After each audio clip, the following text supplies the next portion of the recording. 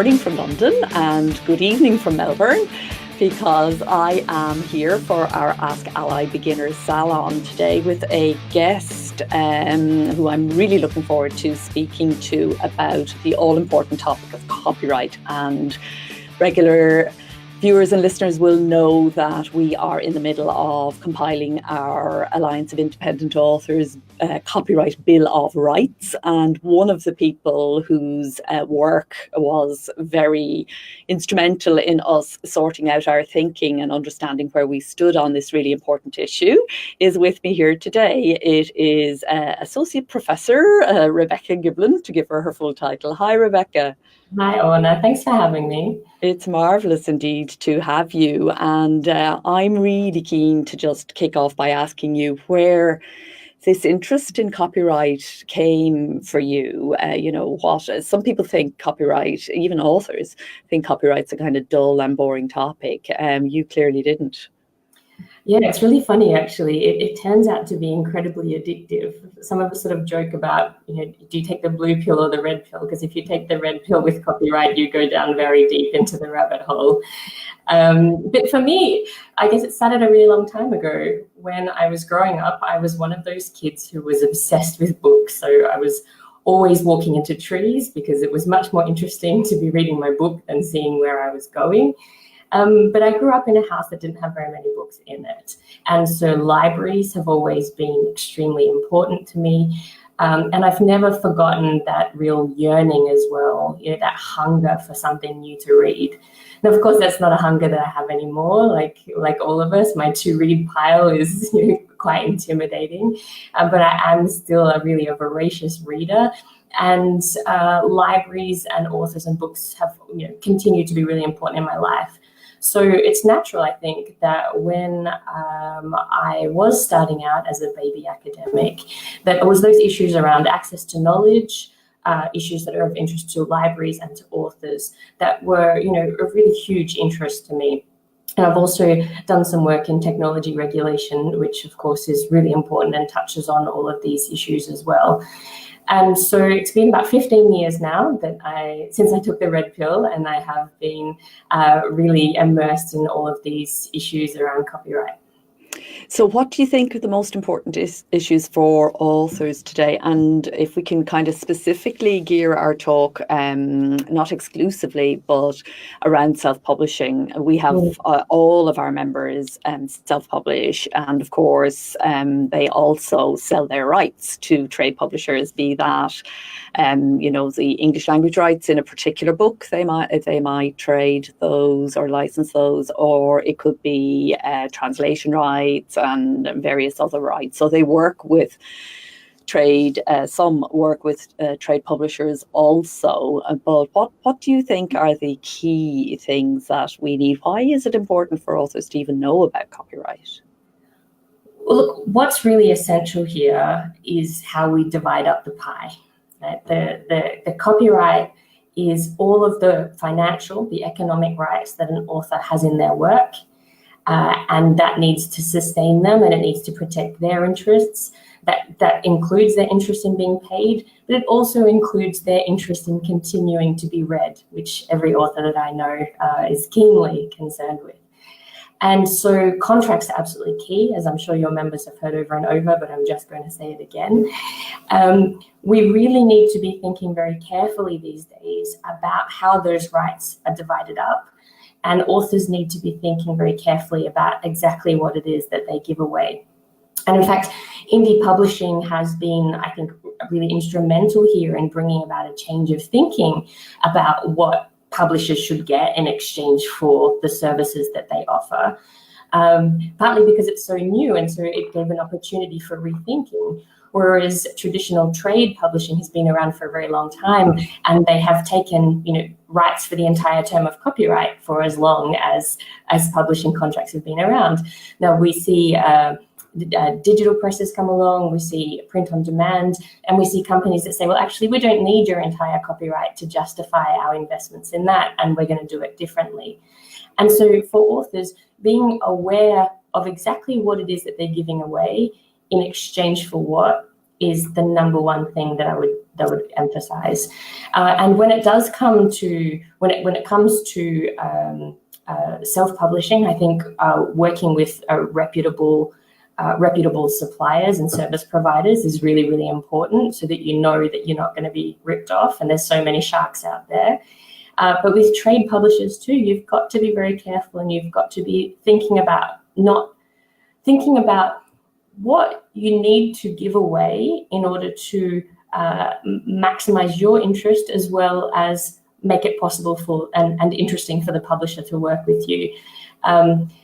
Where we're really starting to see talk, and we're really starting to see movement, is around reversion clauses. We've long had out-of-print clauses in trade publishing contracts. Those out-of-print clauses now are too often outdated and not fit for the digital age, even though the earliest one I ever saw that was appropriate for digital availability, it was back in 1987. So publishers have no excuse for still providing out-of-print clauses that are based on this traditional notion of whether it's unavailable in any form, but some of them still do. So you need to get on that, and you need to be proposing a fair out-of-print clause that's based on some kind of objective measure, like, for example, number of sales in the previous 12 months, or a dollar value of revenue that you've received. But we also need to start thinking much more about reversion clauses for other rights too. So publishers may well try and take worldwide rights, all territories, and there needs to be mechanisms for giving those back and freeing them up in the event that they don't actually exploit them. Same with unused language rights. It can be a great idea to give your publisher the rights worldwide and in all languages if they are actually suited to exploiting them, if they have the relationships and the will to actually go ahead and do that. But in the event that they don't manage to sell those rights, you need to be able to get them back and do something else with them. So I think that those really are the most important issues. Figuring out what is fair, given that the book industry is structured and pays very differently to how it used to, but also thinking about what are the baseline rights that authors ought to have, given that we know that we can't rely on all publishers to get their contracts in an appropriate shape. Sure, and if I can just guide viewers and listeners to the fact that the Alliance will help you with reversion clauses and other contract. Another thing that happens when dealing with trade publishers or translation buyers, rights buyers of any kind, is that certain key clauses are omitted. And if you don't know they're supposed to be there, then there's nothing for you to even kind of work on. So we can help you if you have received a contract and you're not sure about the terms and conditions, and you know, if you want to know about how to appropriate the negotiation so that you limit the term, limit the territory, and so on, we can help with that. And also just to guide you to Rebecca's website, which is authorsinterest.org, and to our own publication, which is free for members to download in the Member Zone, How Authors Sell Publishing Rights. So that's kind of the trade when you're selling to a trade publisher, when you're kind of disencumbering yourself of some of your rights or licensing some of your rights. But of course, most of our members, and this is our beginner salon, are concerned with they own their rights. That is the wonderful thing about being indie, and that is the key and important thing that a lot of people don't realise within the trade and outside of the trade, what a privilege it is to own those rights, and that those privileges were hard won by copyright activists of the past. And as I was working on the Bill of Rights, one of the things that was most interesting to me was looking back at the framers of copyright law, you know, where it came from and its origins here in London, when copyright used to actually be vested with the Stationers' Guild, a medieval sort of guild of printers and stationers, owned copyright, and it was a 1710, I think, or 1701 act that actually vested copyright with the creator, with the author, rather than with the Guild of Stationers, who at that time were suppressing and censoring and basically running the thing to very much suit themselves. And the framers of copyright framed it so that authors' economic rights could be had in order to, for the public interest, in order to disseminate more work more freely, and to get a variety of voices and so on into the publishing space, which up to that had been very severely curtailed. And of course, that's the other thing that I'd love to ask you about, which is readers' interest in this, because we don't get these economic rights just because we're some super special beings, but because us having those economic rights is seen to be in the public good and in the public interest. And some of this is a little bit kind of under, at minimum, debate, controversy, but you could say under threat and in danger. Have you any thoughts about all of that? So let me first start by saying I think the author's interest in copyright and the public interest in copyright have a lot of overlap, because what do authors need? Well, they need a whole bunch of really good quality books that they can read and learn from, and even draw inspiration from and copy from a bit in finding their own style along the way. They need lots of educated people who have enough time and money and the inclination to buy books and to read books and to talk about books and to create a reading and literary culture. And of course, they need to be able to make a living from their writing. All of these things are the public interest and the author's interest in copyright. And so I do think access to knowledge issues are incredibly important. I've been heartened and incredibly disappointed by the new EU copyright directive. I think it's really encouraging to see the new provisions in there about authors' rights to transparency, to fair and equitable remuneration. But I think the draft Article 13, which is now Article 17 in the new law, look, this is incredibly disappointing because it's making exactly the same mistake as what we made with Amazon 20 years ago. When Amazon came along, it was the publishers who insisted on putting digital rights managements onto the book files so that they couldn't be copied. That's what they were worried about. And Amazon agreed to that very happily. The end result was that everybody is now tied to Amazon because we've all got Kindle libraries and books, and it's very hard to migrate over to another service that maybe might be better for authors and better for the book industry than Amazon is. And what that insistence on DRM resulted in is a stranglehold by Amazon on the market. So we can't create a new platform very easily and migrate all of our books because it's against copyright law to do so.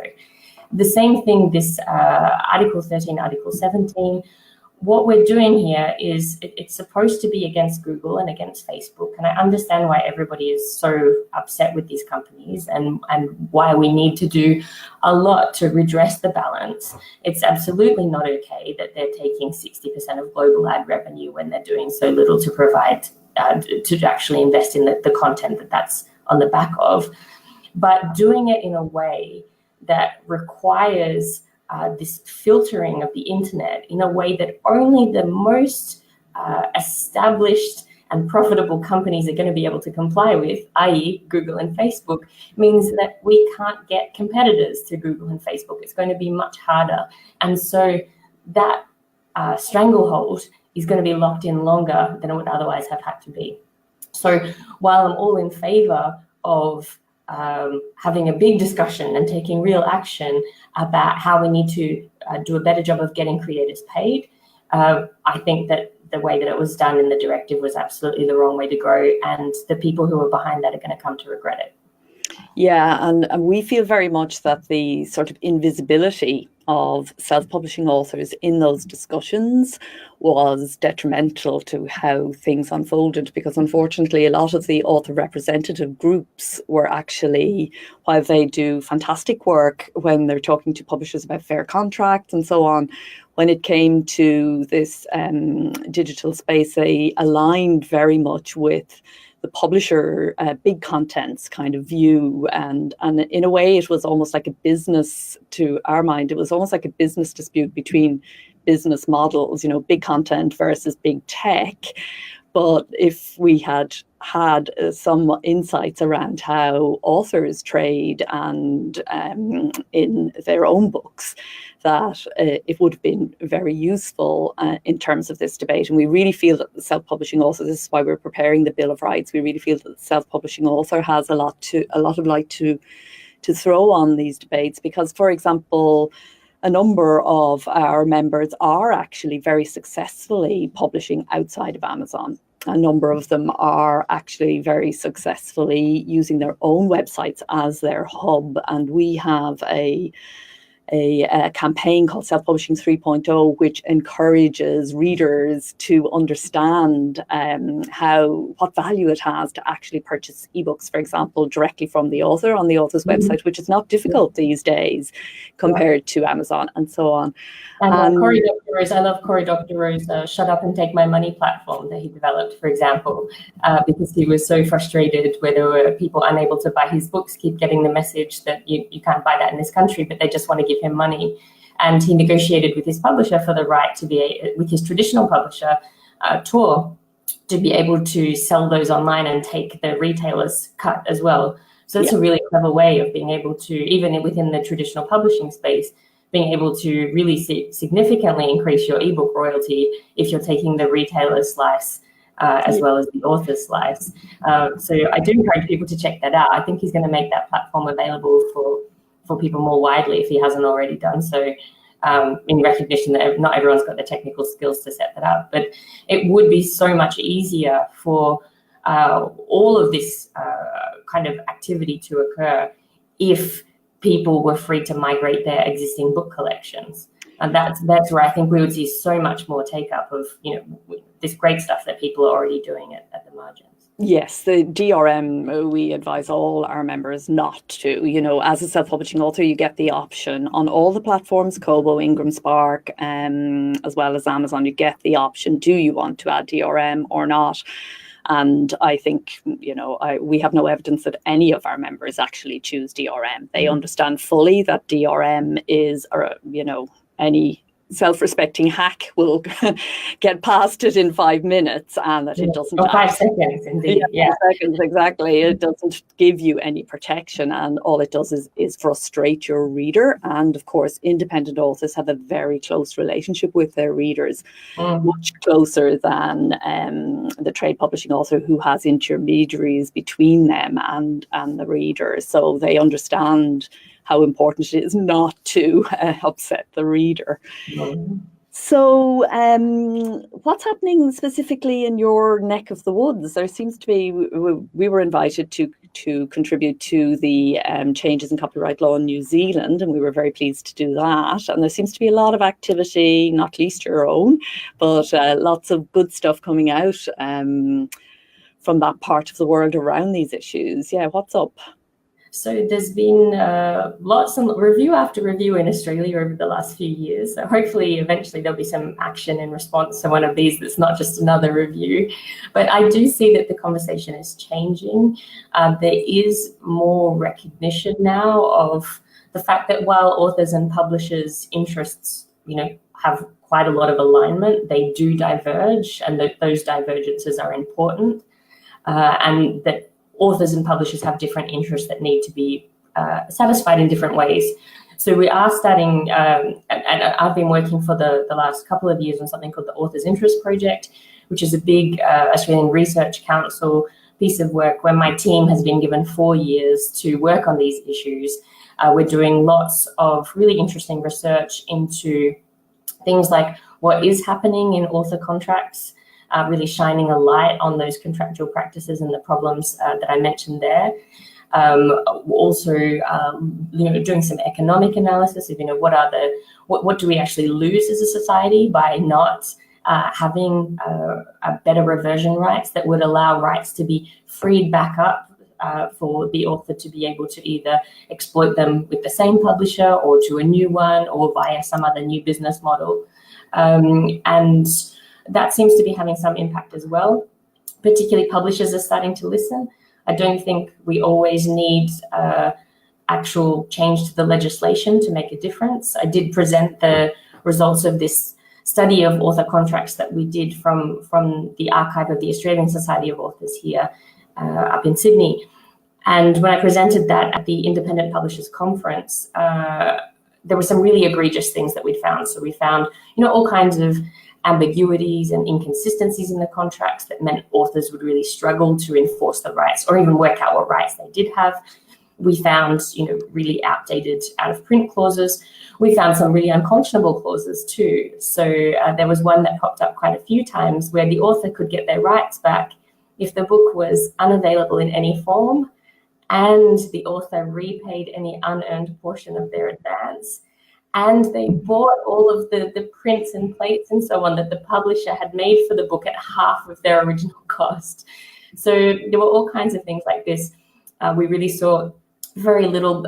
It's so easy for a publisher to just put a line in the contract and take everything, worldwide rights, all languages, forever. But so few of them bother to make provision for giving them back if they're not exploited, which is such an important part of the bargain. And so after presenting that, there were quite a few publishers who seemed to be a bit ashamed of themselves and have said that they're going to go back and revisit those contracts. I might mention that I will be talking about that study in London in October, start of October, at a Society of Authors event. If any of your local members want to be coming along, I'll post about that on social media closer to the time. Fantastic. And indeed, if you are doing anything in Melbourne, Sydney, or anywhere down there, we have lots of members in that part of the world also. So, they're super, our members are global. They're not just local. So yes, I am always doing that. And I am actually heading to New Zealand the week of the 20th. So I'll be giving a big public lecture for those who are in Wellington about how the key to meaningful copyright reform is to take authors' interests seriously, instead of just using them as stalking horses to mask other people's economic interests. That will be in Wellington on the 21st. Yeah, I'm really interested that you mentioned that, because I love your quote, and actually we put it at the front of our Bill of Rights. For people who get talked about so much in copyright debates, isn't it funny that we end up with so little outcome from that? Because I do feel, and particularly in all the debates we had around the EU directive, which of course was very live here in London, particularly with Brexit looming and all of that, I think it really increased the interest in this EU directive. It was striking how many people were talking about authors' interest without actually talking to authors about what they wanted. And it was also striking how many authors were on the side of those protesting the very acts or the articles of the directive which also representative bodies were lining up to support. So there definitely is a conversation that needs to happen there between different kinds of authors with different kinds of approaches, because even when it comes to something like piracy, our members would divide. Some are, very, just see it as theft and want a very strong protection of copyright for against piracy. Others see piracy as a way to kind of get their books out there and even use it as a marketing tool.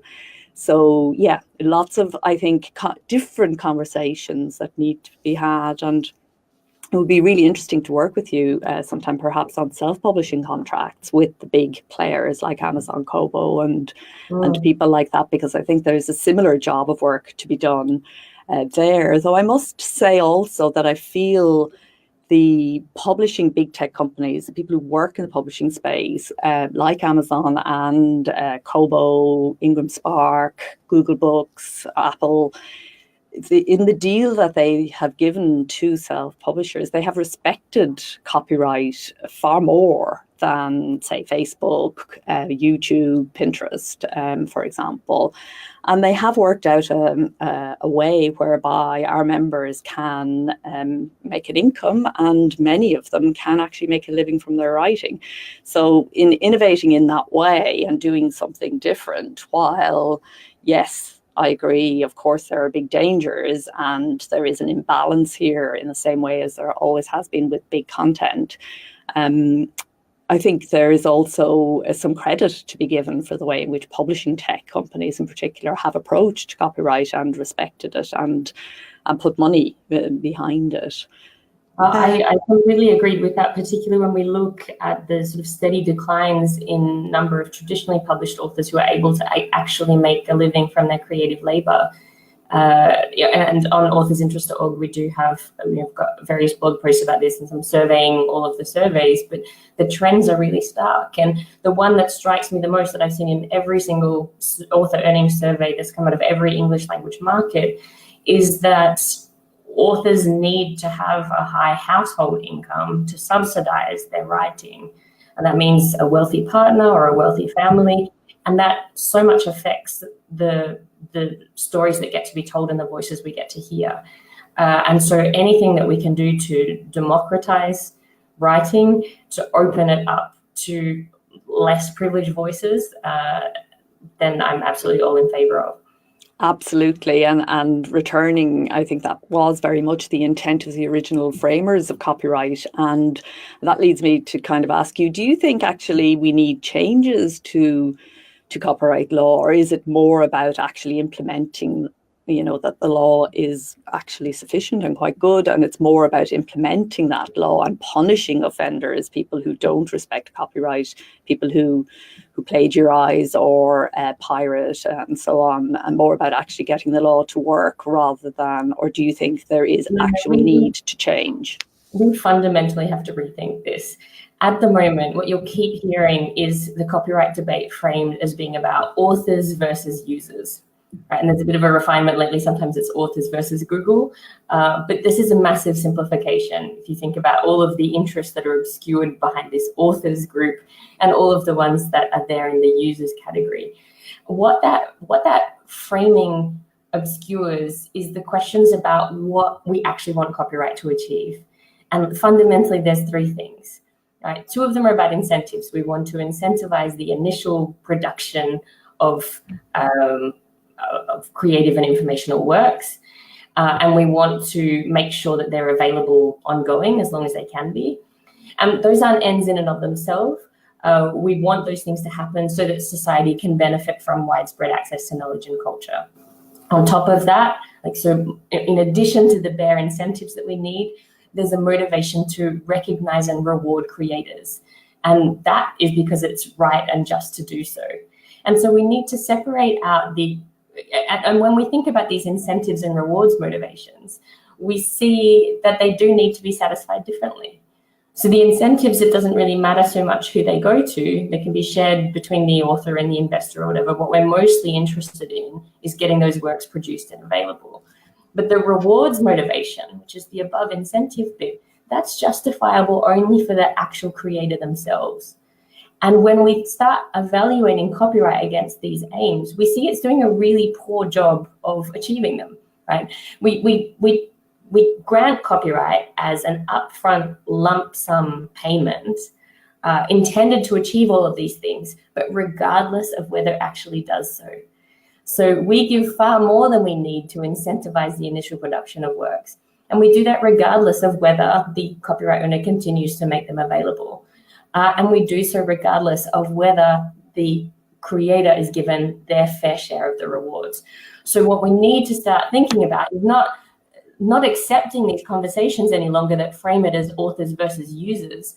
Let's start asking, how well is that material, are we incentivizing investments in making sure that material is available, and how well are we rewarding creators for their contributions? And so that's what I would really encourage all of your members to be thinking about, is just not accepting at face value that more copyright is actually good and less copyright is actually bad. How do we design copyright in a way that actually achieves our aims and with less collateral damage than it does at the moment? I mean, you're singing my song in terms of not separating users and creators, because it's completely symbiotic. You can't have one without the other, and to try and kind of polarize them and put them on opposite fences, I think, is completely not a great thing to do. But I suppose where I kind of would love to tease it out a bit more is to ask, is it the law that lets us down there, or is it business practice, and in that case, isn't it also authors' responsibility? And we spend a lot of time encouraging our members to understand their rights, and when they go into a negotiation, I think the fact that your only choice in the past was to go through a trade publisher and from there on to distribution and book sales, that was really your only way to a mass market, created this awful situation where there was such a power imbalance, and it was publish me, please, here, take everything, I don't care. We don't have that power imbalance, I think, does still really exist. Sure, it does. Absolutely. Within trade publishing. And Ruth Taus, for example, is a cultural economist over at Bournemouth, who I work with a little bit. And she's done some terrific work on this. There's lots of factors that play into the inequality of bargaining power, including the desirability of creative labor compared to other forms of labor. So changing business practice is one thing, but I do think we also need to fundamentally change the way that we divide these rights up. So, for example, we do know that to those incentives we need to get our work produced and available, that's a purely economic aim. So the economists have told us how much we need for that. It's somewhere between about 10 and 25 years of exclusive rights. So 25 years at the absolute outside is the maximum that we need. So one thing that we might consider is limiting the transfers that can be given. So the author has the copyright, and the most that they can give away is 25 years of exclusive rights, after which it could come back to the author. They've then got the opportunity they can license it back to the same publisher if it's still selling, maybe in exchange for a new advance or renegotiation on the royalties, or they can exploit it via a different publisher or someone else with a different business model. And that would open up all kinds of really interesting possibilities, like direct licensing into public libraries in exchange for per loan remuneration, like all kinds of things that we could do to reclaim some of the culture that's lost under current approaches. But we can't rely on cultural intermediaries to just voluntarily limit themselves to shorter terms, for example, because rationally, they're not going to do that. They're going to take absolutely everything they can get. And that's exemplified, I think, is standard form Hollywood contracts. They take rights for forever and across all rights, but not just on planet Earth, throughout the universe at large. So it's even if a lucrative extraterrestrial market emerges, it's still not going to be the artist that actually gets rich. And so I do think we can affect some positive change without changing the law. But if we want meaningful reform to copyright, we need to radically rethink how we divide up these rights. Great. I'd love to keep talking to you forever about this, and we will continue the conversation in all sorts of different ways. But I'd like we need to close, unfortunately. So I'm just wondering, in terms of global, these are global issues for self-publishing authors, particularly, and as we trade our rights, the economic incentive that is encompassed in copyright law and is there for us. It's about how we choose to exploit, to use the term that's usually used about copyright. It's how we choose to do it, and also how we enter negotiations, and how we hold our own, and how we understand what's at stake, and all of those things. I'm assuming you believe that education is core to all of this. Good copyright education going forward is really important. Good critical copyright education. Yeah, where I do really want people thinking about those different interests and how they ought to be achieved, and not just accepting at face value some of the rhetoric that I think really doesn't, in fact, harms authors' interests rather than puts them forward, even though the authors are the ones who are being used to drive them. Absolutely. And returning back and finish just talking about those original framers of copyright law that I'm completely obsessed with at the moment.